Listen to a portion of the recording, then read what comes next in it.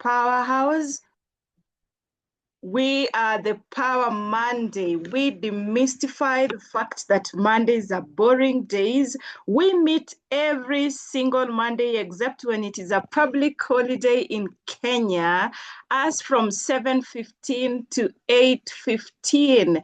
And not only do we meet virtually, but we meet physically as what we term as meet and greet. And the last meet and greet is termed is a dinner, and oh my, we are going to revive the vibe this year.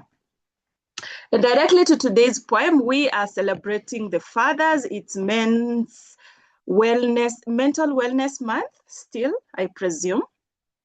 So today I want to celebrate all the fathers that stepped up, the fathers that lived with us, and also to the fathers that left. Maybe some left for the reason. To the fathers, happy Father's Day. To the man who says niko tu sawa even when life is not sour. To the father that is stuck in traffic, to the one that is waiting for a boda, to the one that is already in the office, to the one that is thinking of going to find something for the family. We celebrate you. Unajua mzae akisema nitakuwa back mapema, lakini sometimes mapema inajipeanga overtime.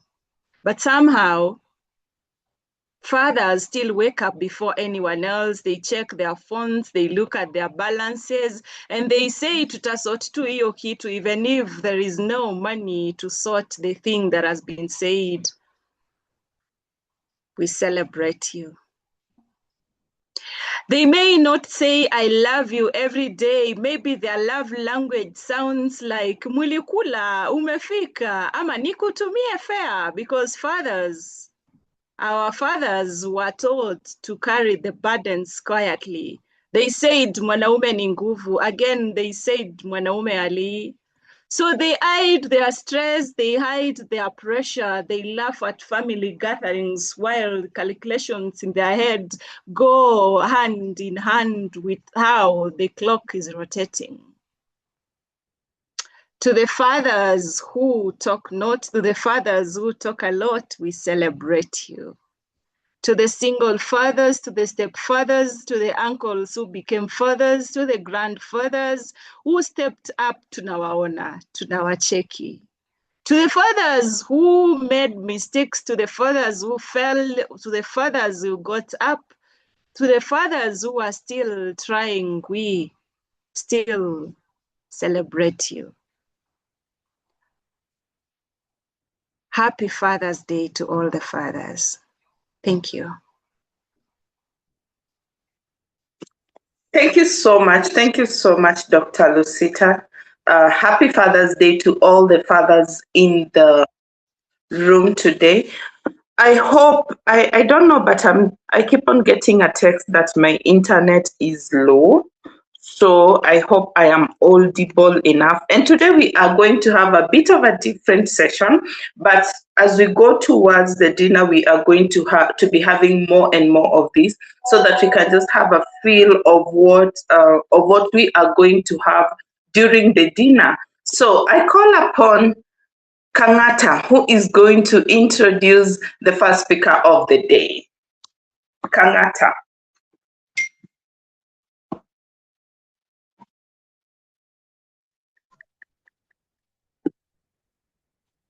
Good morning, everyone. Good morning. Very good that we have another good Monday, and also very good that it's after Father's Day. Happy Father's Day to all of us, and thank you, Madam Lucita, for great wishes. So I'll just go in and introduce our first speaker, and I have a pleasure of introducing the founder of this good forum, Otieno Paul Peter, OPP. Otieno Paul Peter is a seasoned business psychologist, leadership strategist, and online presence specialist with over 20 years of experience at the intersection of ICT and human behavior. Holding a master's in psychology and master's in information systems. He is the founder of ICT Gurus East Africa and Live Your Dream Enterprises, which is our main sponsor, and currently serves as the president of the Rotary Club of Milimani. Otieno uniquely bridges technical execution with deep psychological insights to provide high-impact training, strategic consultation, and specialized support for effective digital visibility.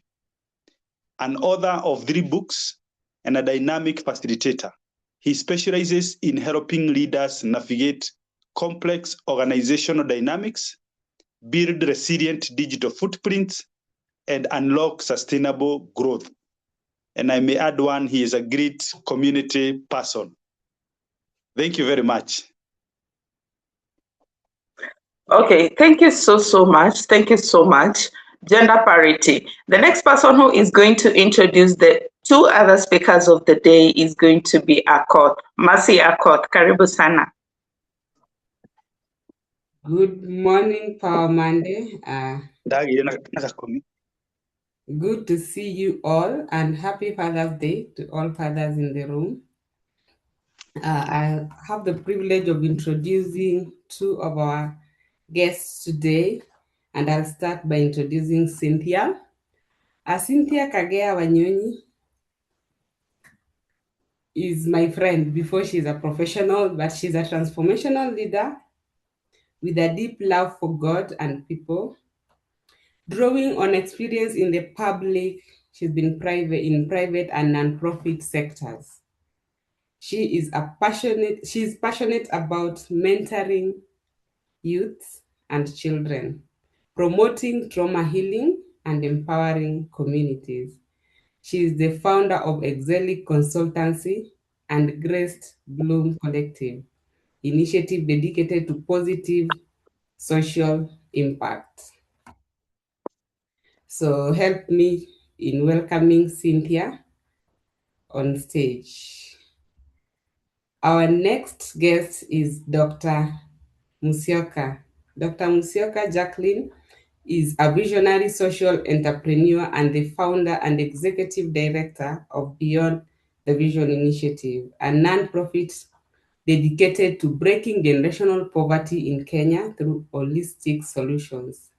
With deep expertise in community development and project management, her high-impact work centers on integrating basic education, mental wellness, nutritional support, and sustainable livelihoods.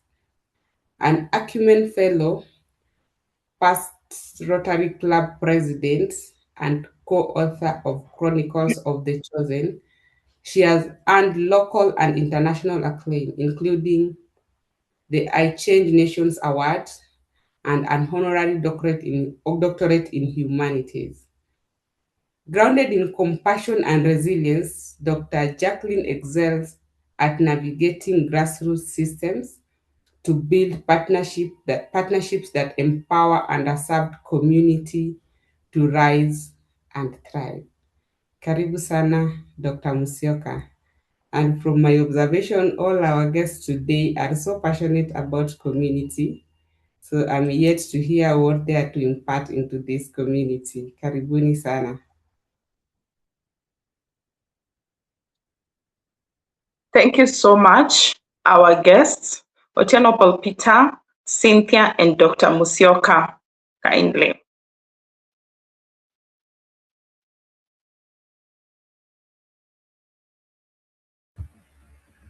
Yes, what do you want? No, I want to see, first of all of you. But I want, first of all, to see Otieno Paul Peter, who is going to tell us about his journey, first of all, in business. He is also going to tell us,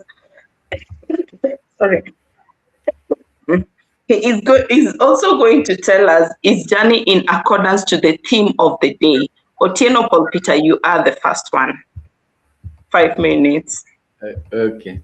Thank you, Noel. Thank you.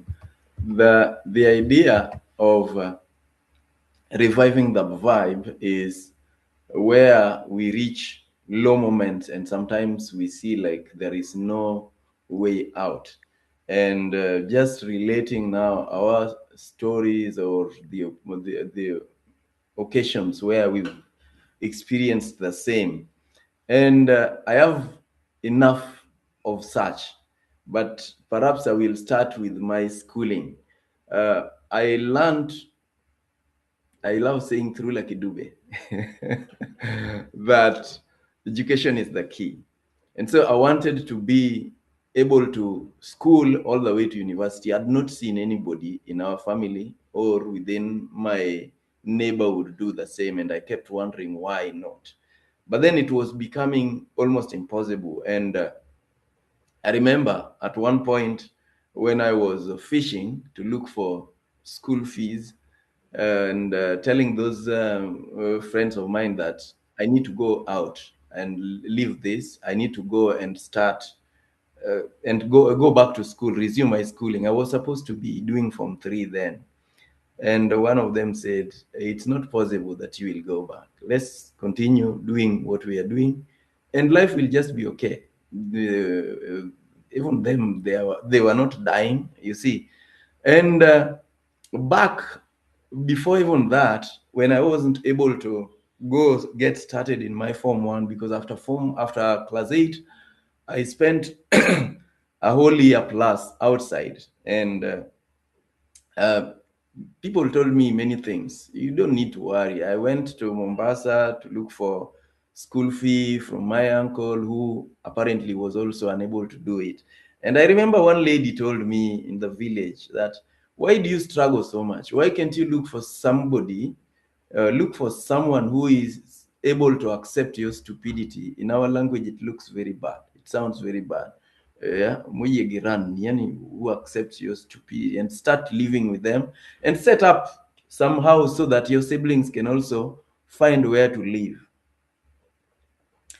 I remember at some point I even got an opportunity. I looked for an opportunity and got a scholarship to study motor vehicle mechanics, but I could not raise the deposit of 4,000. But still, that there was something burning in me that I will go back to school. And that reminds me that the only the way to reach your goal first starts with remembering the reason you started. I always remembered that if I do this, then I will not be able to reach my dream. I will not be able to go to the university. And finally, I was able to get. And before then, again, fast forward, when I was about to do Form 4, when I went back to school after all this, I reached where I failed terribly. I had been out for 13 months. And now trying to go back to when I was called back to school, I had not read anything the last 13 months. I had not done any revision. I was only reading newspapers. And still, the fire in me to go do exam was there. I knew I will do my exam, whether it's under a tree or whatever. Then, when I did my mock, I failed terribly, like I'd never failed before. I failed and gave up. And I told my friend called Joshua, Jose, it's like I will not make it. That's around August. Told him I will have to repeat. I will have to come and ask Mwalimu if he will allow me to repeat. But then he told me that you would call me Paula.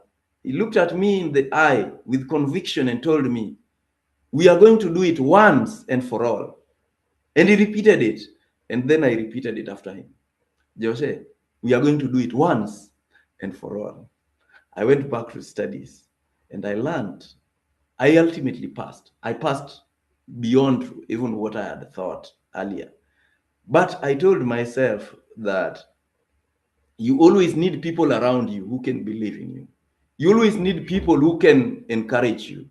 And enough of us may lack that. Getting somebody who can believe in you, who can tell you that it's not all done, we can still do it. And the other thing I learned is you needed to set a goal. I set a goal. I wanted to get an A-. I worked for it. I could visualize it. I did not know these things that I nowadays teach. But ultimately, I managed to get a B+. Maybe I'll reach there for now. Thank you. Thank you so much. Thank you so much. So I call upon Cynthia. I think what I'm going to do is I want us to bring all the speakers, they share their journeys, and then after that, I'm going to be asking the panelists 1 or 2 questions. So I call upon Cynthia. Cynthia, your work focuses on transformation and healing. How has your personal struggles shaped the way you mentor and empower others today, even as you give us a bit of your journey? Cynthia Thank you so Wanyonyi. much. Thank you so much, Lady Noel. First, thank you for the opportunity to be here. Well, my journey has been one interesting journey that sometimes when people hear of it, they think that I'm lying, like it's more of fiction than real, because even I sometimes sit down and ask myself, how did I pull through? How did I get here? And like Paul has mentioned, I'll start by a brief background, just so you can understand why I'm passionate about what I do, Lady Noel. Well, my journey wasn't marked by one single event that changed everything, but it was a series of events from the age of 6. One thing led to another. I experienced a life of loss from that age. First, a very deep and traumatizing experience because of what my mom went through. And then transitioning from the city to the village. It was quite a difficult transition at that time, the age of 6. And then I became a primary caregiver of my mom and then of my baby sister, who was just, premature. She was born premature. And so I had to become a responsible child and an adult at the same time. So I barely enjoyed my childhood. It was marked by, a lot of negative energy. There was just so much negative energy around me from that age. Insults, a lot of shouting. Sometimes you are kicked out of the home to go and seek refuge elsewhere. So from that age up to around 14, that's the life I knew. You are either caring for somebody, or you are either taking in insults, or you are either struggling raising school fees, you're selling sugarcane, you're selling jaggery, for those who call it skaringuru. So I even started selling small things at a very, very young age. And then now moving into teenagehood, from the age of 14, I again transitioned to go to another home, stay with my dad. And, people I had never met my entire, since I was a baby. So transitioning to that family, again, I lacked a sense of belonging. Well, while the other home, I was being, words were being thrown at me. I was being told a lot of things that impacted my emotional and mental well-being. But here I am in another family where there is no sense of belonging at all. I'm struggling to find my footing. Who am I? Why am I part of this family? And then I would still be told things like, oh, you are under our mercy. It's like I saw myself as a charity case in my new family. And you see, that happened up to the age of 22. And then I decided I have to escape. I call it Escape from Sobibor for those who watched the movie. So I wanted to run away from all these things. And so what did I pick? I chose marriage at the age of 22. So all these things, I carried them into my adulthood. But Lady Noel, I realized one thing. Throughout this journey, I only met 1 or 2, 3 people who cared to sit down with me and ask me, are you okay? Is everything going on well with you? What are your struggles? How do I support you? I only came across 2, and they were teachers, high school teachers. But you see what happens when you are home, when you are on holiday, what happens? And so I got to a point I said, God, if you help me pull through this, I'll also be there for young people. I'll take time and sit down with vulnerable young girls and boys and ask them, are you okay? How do I walk the journey with you? What kind of support do you need? And that's what I've been doing during school holidays. I'd rather take them out for coffee and sit with the consent of their parents and just listen to them, guide them, and talk to them, because I didn't have that.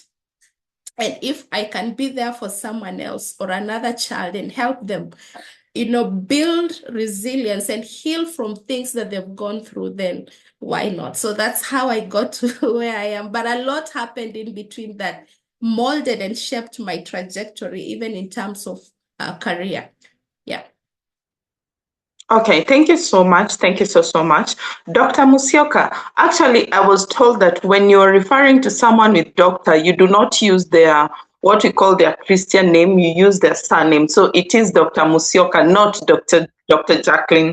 Dr. Musyoka, kindly tell us, how has your own experience with adversity influenced your approach to breaking generational poverty, even as you tell us about your bouncing back vibes? Thank you, Lady Noel, and thank you for educating me. I still call myself Dr. Jackline, but I'm well educated this morning. Good morning, everyone, and happy Father's Day. I'm happy to see there's some Rotarians here. I was actually hoping that there'll be no one who knows me here, because I am those people who you can go through stuff, but you don't talk about it. And in that case, I co-authored a book, and I was talking about my hardest adversary. And I have the copies at home. I've never sold or shared with anyone because I don't know. But I wouldn't say I do what I do because of what I went through. I grew up a happy child. I grew up in a stable environment, and I would say my personality, I'm a very focused person. And so if I have a goal, anything else on the side is normally just noise that I don't pay attention to. Or also, I become naive to the unnecessary noises around me. And so I wouldn't say, of course, that my childhood was perfect. It wasn't. But I think my mind wasn't there. All the same, I was a child who didn't know what they want to do in life. So I didn't know what I want to do. My dad used to think I'll be a lawyer because I loved social justice, but I didn't know at that time that it was social justice, because in the house I would be like, no, this is not fair to this person and all that. But no, I wouldn't say that there's a story in my life that made me who I am today.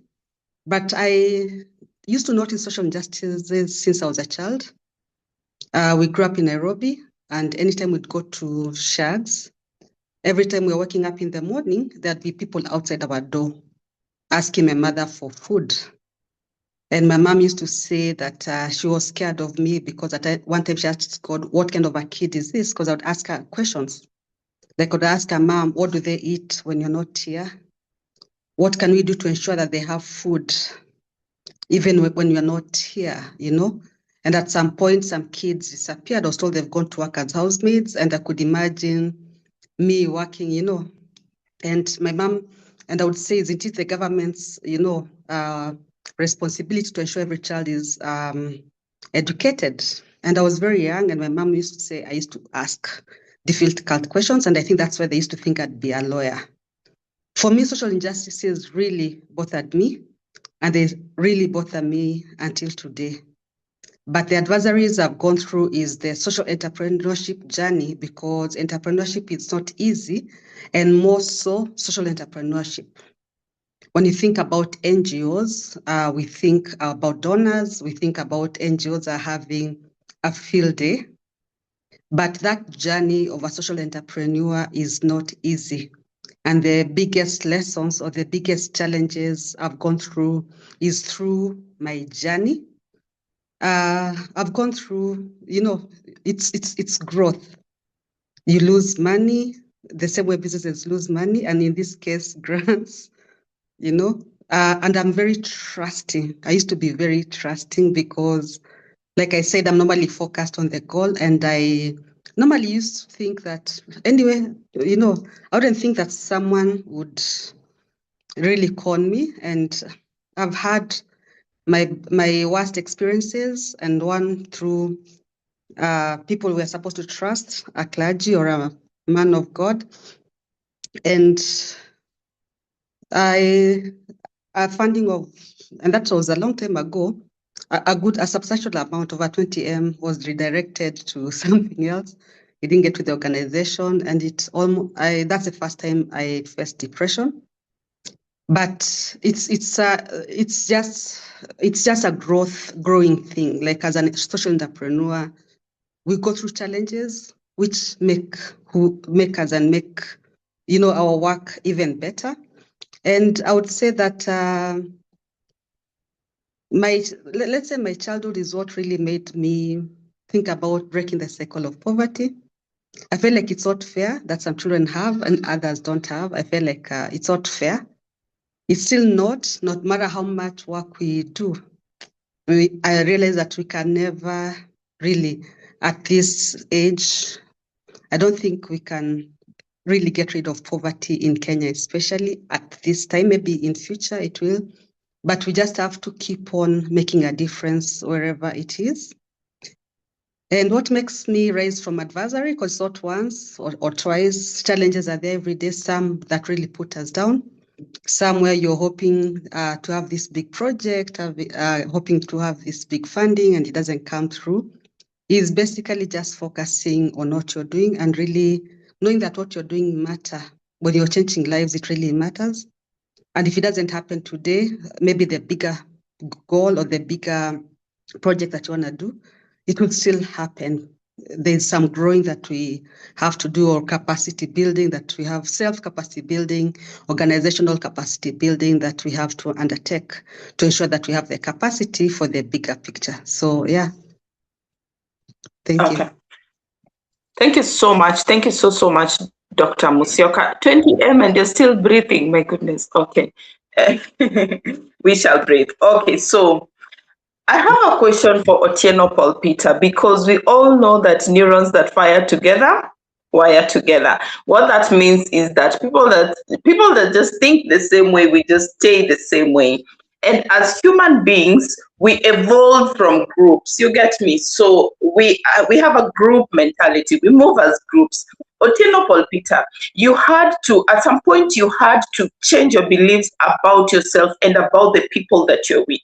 And I believe it was not easy, because as human beings, we tend to have the crab mentality. The crab mentality is where when one crab is trying to get out of maybe out of mud or something, the other crabs are going to pull them down. So Otieno Paul Peter, I would want to know, and I know maybe there's someone in the audience who's in this group and they're trying to pull them down. So what beliefs about yourselves had to change before your circumstances could change? Otieno Paul Peter.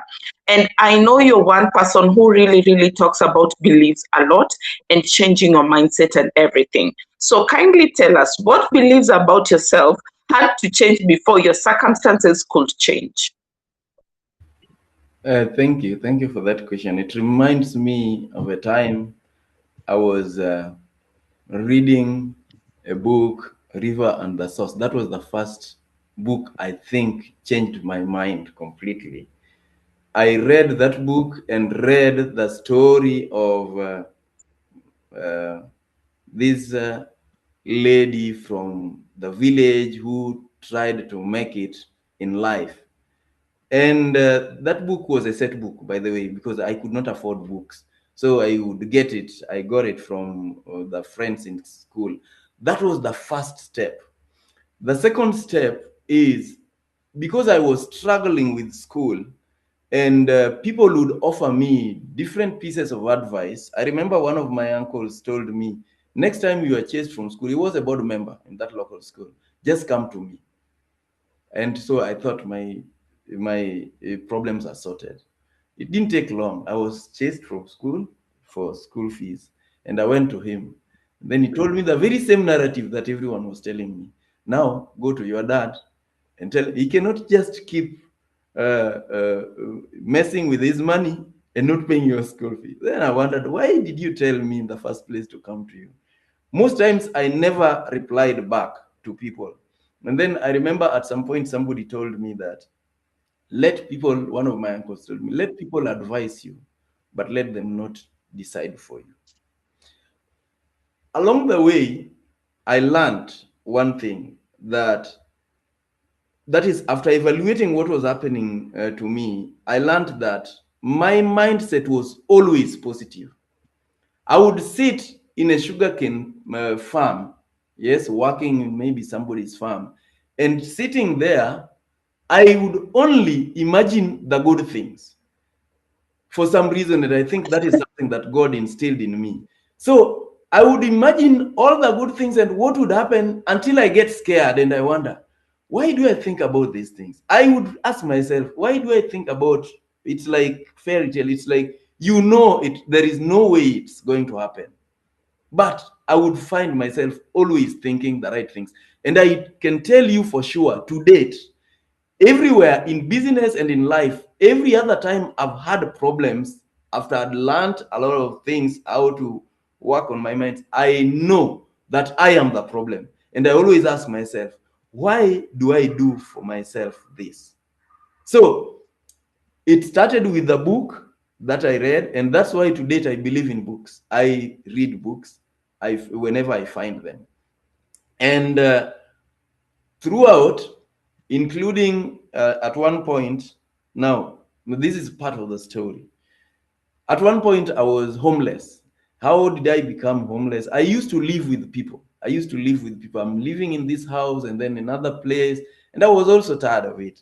And so at one point, I don't know, one of my relatives, he had assigned me something to do, to take a jerry can for paraffin to him in town, but I did not have clothes. I had washed everything. So I gave somebody else to take it for me. And he was so bitter when he arrived. He said, how can I do that? Yeah, how can he carry it to bring? And he chose to send me away that night. It was the 31st of December, by the way. I left and I never went to another home again. And I told myself, if I could make it one day without going to anyone's home, I can always make it. So the other thing that has always helped me to change my mind is my history. I tell myself, if I did it like this, I can always do it again. If I manage to do that, I can always, this has helped me even when I'm doing exam. I tell myself, at one point when I was almost giving up in an exam, I told myself, if I did it before all the other exams, even this one I'm going to do. And I passed. And I think that is a mindset that I got from one of my good friends. I've always had funny friends in that they are not as schooled.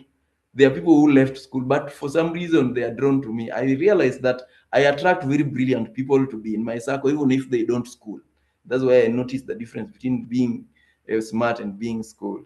And he told me he loved fighting. He would always fight people wherever we are. He thrived in that. When people crossed his path, he did not cow back. So I asked him, how do you end up every time fighting and beating people? And he told me, every time before I get into a fight, I ask myself, I've always fought many fights and I've always won. And even this is just one of them. And that helped me a lot in building my mindset. So it's always like that. Thank you. Thank you so much. Thank you so much. Just to add on that, let me tell you one thing, guys. There's no truth other than what your subconscious mind says that is true. So, Otieno Paul Peter, thank you so much. I know our Lenana boy thinks that these are folktales or hekayas abunwasi. Okay, so Cynthia, there is something that you said during our last meet and greet about how you went back to work on your childhood trauma and everything. And so I'm going to take you back a fat dogo, and I just want you to help our audiences know what practical actions can they take this week to begin their bounce back journey. because I remember you telling us that you were stagnated in one position until you went back and had to deal with these issues one by one. Then after that, there came a promotion, there came a business and everything. So kindly, can you just help our audiences to know how to start the journey of bouncing back? Cynthia? Thank you, Lady Noel. Well, Well, I really love my mother language, the Tachoni language. There are very few Tachonis around. So in my mother language, there is a proverb that goes, when you pick a stone and throw at a frog, you find a frog on the road and you pick a stone and throw at it. You might think that you are hurting that frog, but actually what you are doing, you are helping it leap and leap and leap until it gets to the river or to the water source, the habitat where it's supposed to be. So when I revisited that proverb, I sat down and asked myself, how does this apply to me? Because each proverb applies to our daily lives. There's a connection. So when I looked at it deeply, I realized the stones that had been thrown at me, the things I had gone through were like those stones that we throw at a frog. And I don't know if any of you has ever come across a frog and thrown a stone at it. I used to do that a lot when I was a kid. So those stones were never meant to break my back. The same way they're never meant to break the frog's back. So I sat down and asked myself, so what are these things that I've gone through? And I listed them. I'm a very visual person. I love reading and writing. So I document my stories a lot.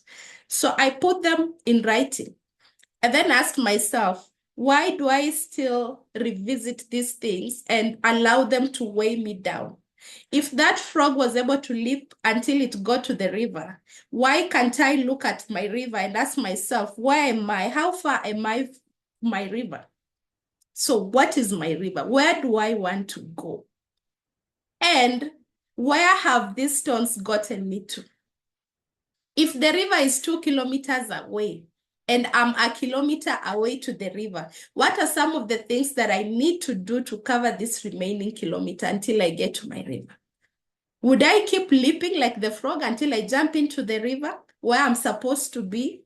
Or will I pause and keep looking back at the stones as they come? Because stones will always be there. You'll always meet a new set of challenges. You skip one, you find another one, they'll keep coming. But I had to be like the frog and say, no matter the number of stones that are thrown at me, my back needs to be tough enough and I have to keep leaping. So a heart of resilience. Resilience had to come either way. And then I looked at my life as a mountain. I don't know how many of you have gone on a hike. When you go on a hike, the instructor or the guide will tell you, carry what you need. Don't carry unnecessary things. You can't carry 10 liters of water on a hike. You can't carry a whole box of biscuits on a hike. You'll carry what you need because the lighter the bag, the easier it would be for you to keep climbing or going up the mountain or hiking.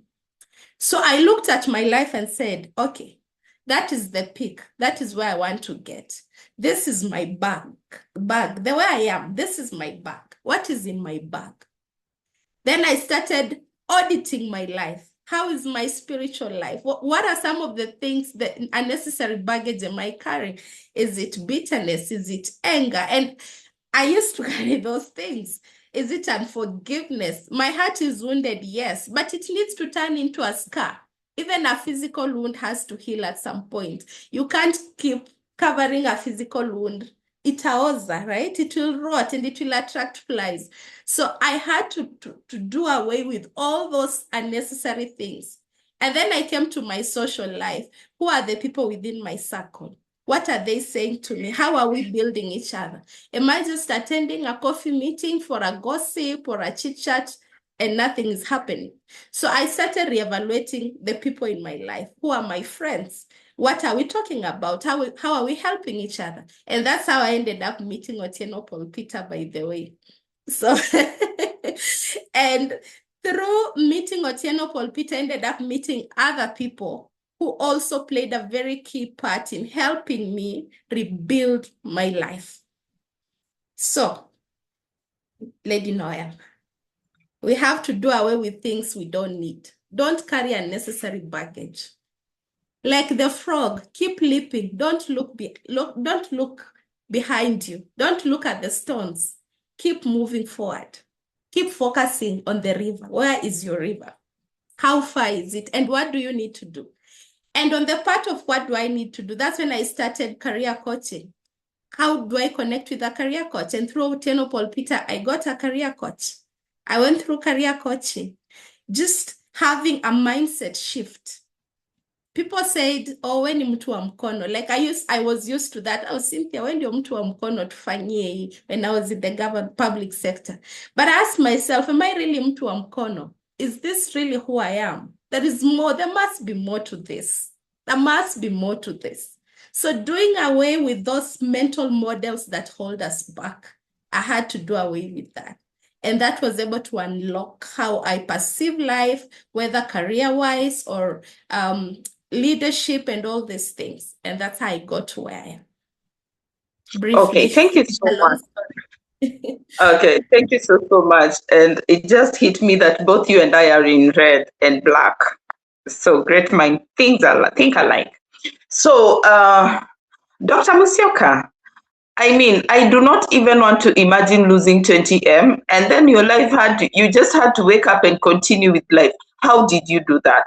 So if someone attending today feels completely stuck and discouraged, what is the one piece of advice you would give them, Dr. Musyoka? I think for me, it wasn't really about the money, it was about the betrayal. I grew up in a family that had money, and my dad joined politics and I saw the money really disappear.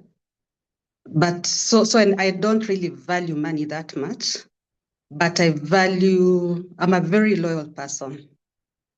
And like I said, I used to be very trusting also. So I think for me, it was more of the betrayal than the money, because we can always get money. I can say it was one of the hardest time of my life. I fell into a depression, and I wasn't talking to anyone, even my mom. But anyway, but at that time, I remember there's something I wrote on Facebook. It's also on the book that I co-authored with some friends. It's a scripture, Job 14:7, that says, at least there is hope for a tree. If it is cut down, it will sprout again, and its new shoots will not fail.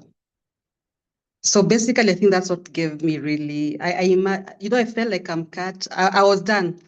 That's the time I was done with Beyond the Vision. I knew I was going to look for a job. I was done. And I knew, let me go look for a job and just look forward to get a salary and life goes on. But I think that scripture really changed me. And I knew Beyond the Vision will rise again, which it has. I agree with Cynthia about resilience. I'm a very resilient person.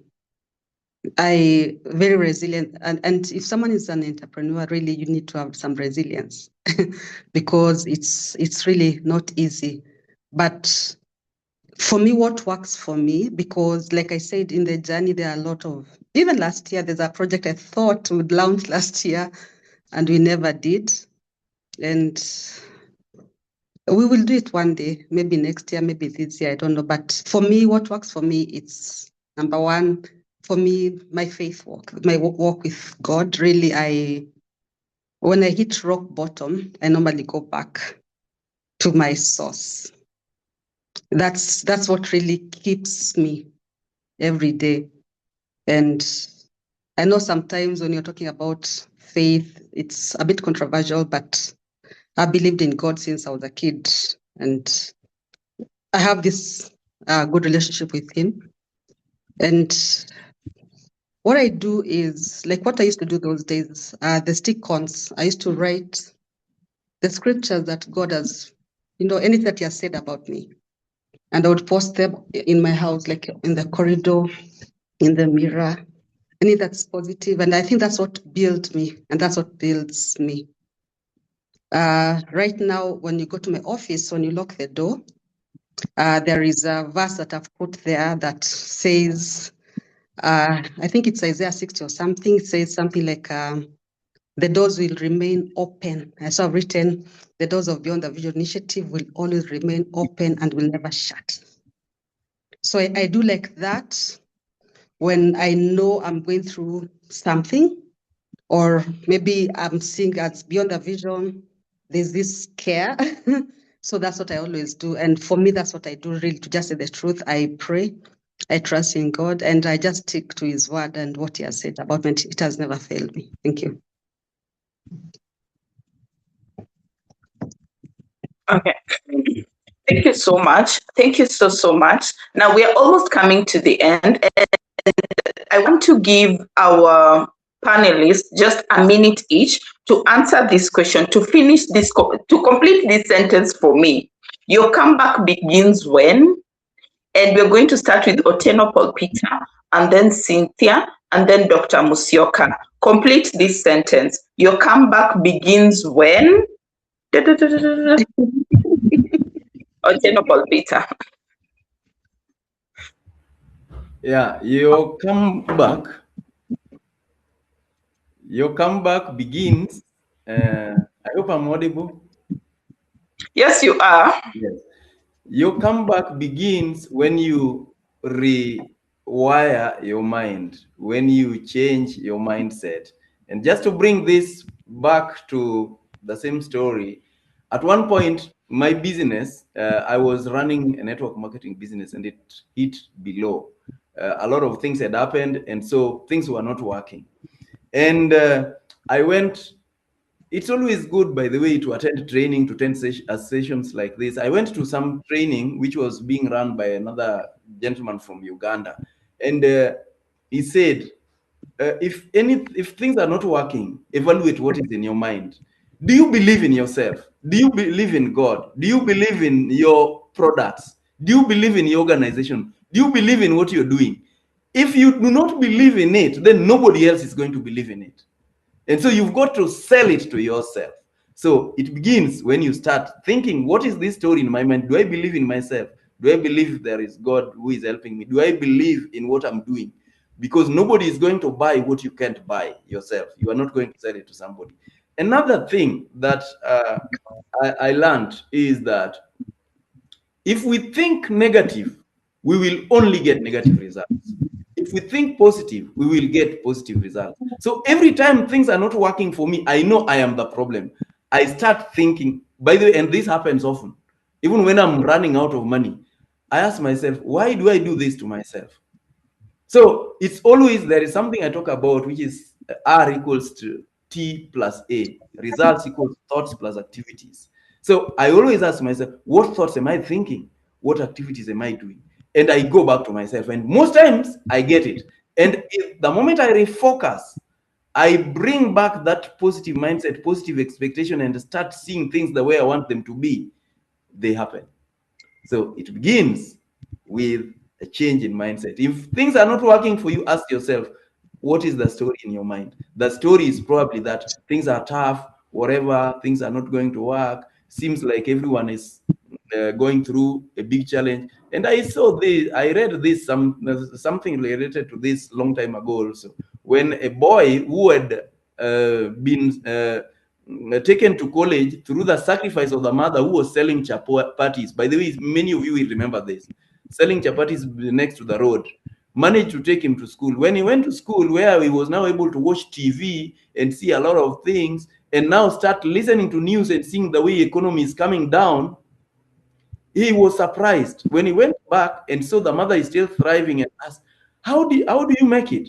Everyone is crying that businesses are bad. From that day on, the mother started seeing the business as bad, and things changed direction. What story is in your mind? Thank you. Thank you so much. Thank you so much. That is the principle of correspondence, as within, so without. Okay, Cynthia, complete the sentence. Your comeback begins when? I believe in God, Lady Noel, and I also believe that your comeback begins when you allow God to work on you. And as He works on you, then you'll be able to know exactly where your river is. And by the river, I mean your purpose in life, why you are here, and how to get there. Because on our own, we cannot make it. That's what I believe. Thank you so much. Dr. Musyoka, your comeback begins when? I had written that when you start believing in yourself, and Paul Peter really handled that very well. But I will just read something because when you go through adversaries, it's just a process, it's not the end. So the process of being made isn't always pretty. It's messy, painful, and often feels like it's breaking you. But if you hold on, if you trust in the spring that gives you life, the other side of the journey is beautiful. The lessons learned, the strength gained, and the growth experienced are worth every tear and every trial. And so my message is simple: find your spring, draw from it, and trust the process. You're being made into something extraordinary, and though the journey may be tough, the destination is worth it. Claim all that life has for you by staying anchored in what truly sustains you. And for me, that's God, and I believe He can be that for everyone else. So thank you. Okay, thank you so much. Thank you so much. I now open the forum to questions. I'm in the chat and I cannot see any question. Otieno Paul Peter, have you spotted any? I can't see any question. No. Well, just comments. Now that I cannot see any questions in the chat, I call upon Maurice Omondi. Maurice has a question that he is going to pose, and then after that, he is going to give us the vote of thanks. And after that, I am going to open the room to any other business. Mr. Morris, or do I call you Dr. Omondi? Thanks for your prayer, and I'm almost getting there very, very soon. No, actually, I don't have a question as such. Just appreciate the speakers we've had this morning, and just a coincidence about how their early lives have kind of influenced what they are at the moment. So, in fact, some of the questions to ask was like the turning point, and they have all of them have shared the turning point, what inspired, and perhaps what lesson they can also share with other people. And this has come out very, very well. So, Lady Noel, I don't have a question. Perhaps allow me just to give a vote of thanks. Do I go on?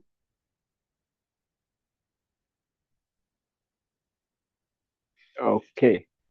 So I would like to take this chance to thank so much our speakers this morning, Cynthia Wanyonyi, and one coincidence, all of you are also publishers. I recently completed reading Cynthia's book, and I saw somebody commenting that you read the book, you drop a tear, and then you continue again, and I finally finished it. And also, Otieno Paul Peter's book, I even watched some of your posts, and we had an argument whether is this book encouraging people not to go to school.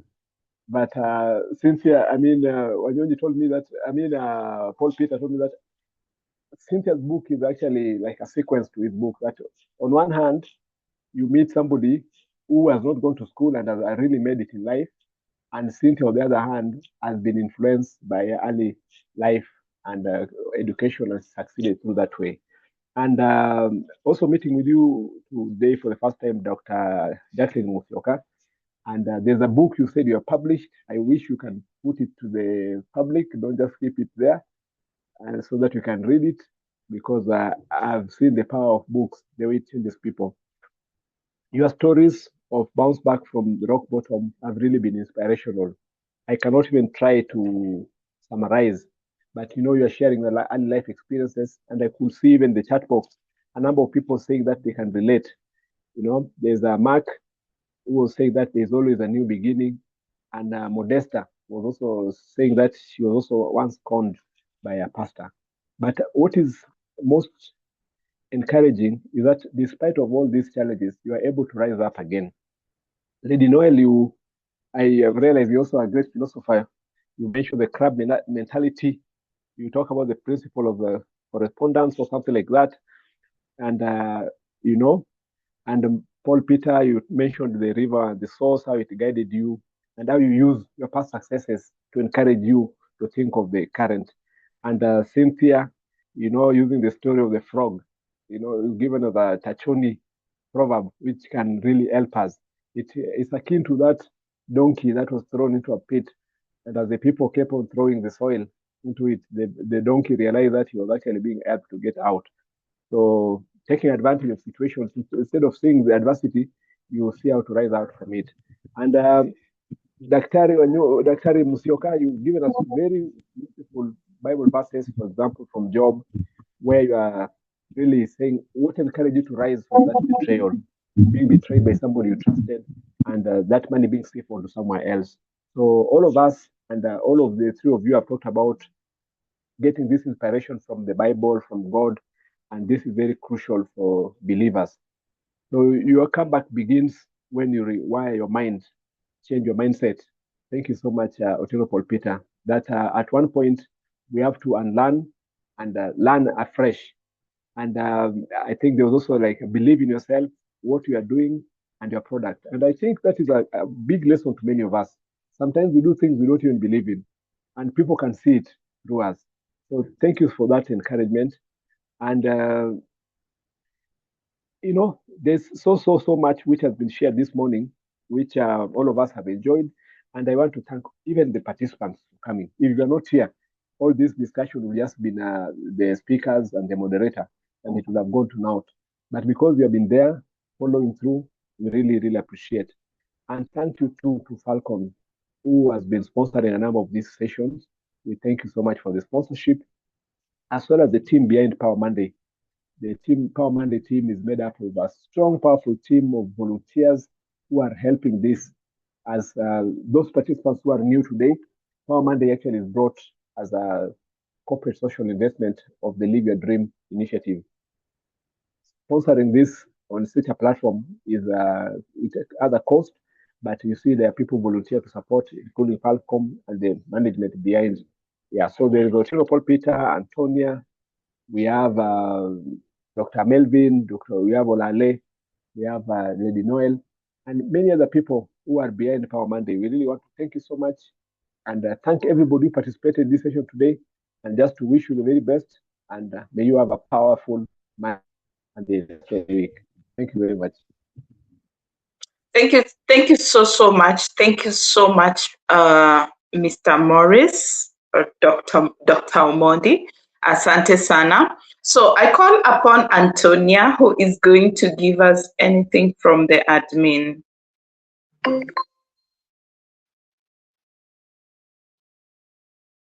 Thank you, Cyril Mogidi. Antonia, is she in the house?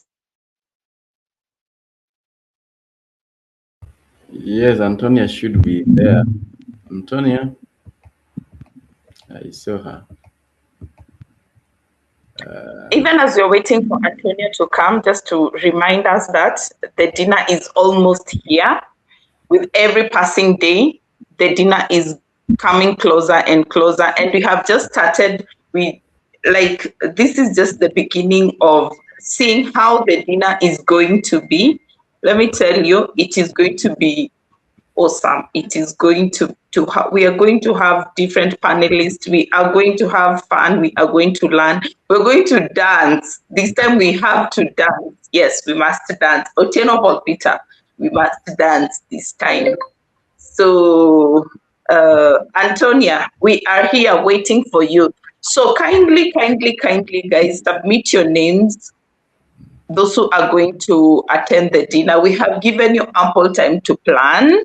Imagine the dinner is in October and we have already told you the dates and everything and the venue. So kindly submit your names. We have to book the venue. We have to, yes, we have to plan for it. Thank you. Seems And like the charges are 5,500. Yes, Otieno Paul Peter, sorry. I'm saying it seems like Antonia is not coming, but she's there. I can see her logged in, but just make the announcement, then you can close. Okay, so I think I've already made the announcement about the dinner. The charges are 5,500 shillings, but it was for just for this first half. From next month, you're going to be paying 6,000 shillings. So, and you don't have to start pay. You don't have to pay for you to put your name. You can just put your name and then you start paying slowly. But you'll definitely have to give something to show your commitment for the same. And apart from that, our meet and greet will be coming next month. Yes. Oh my goodness, it's already here. Our meet and greet is next month. We shall be announcing the venue, but this time we're going to do it a little bit different with a slight of a twist, but I'm pretty sure everyone is going to love it. You will definitely love it. Who is going to volunteer to pray for us? Any person who is going to volunteer? Just a minute so that I enable people to unmute.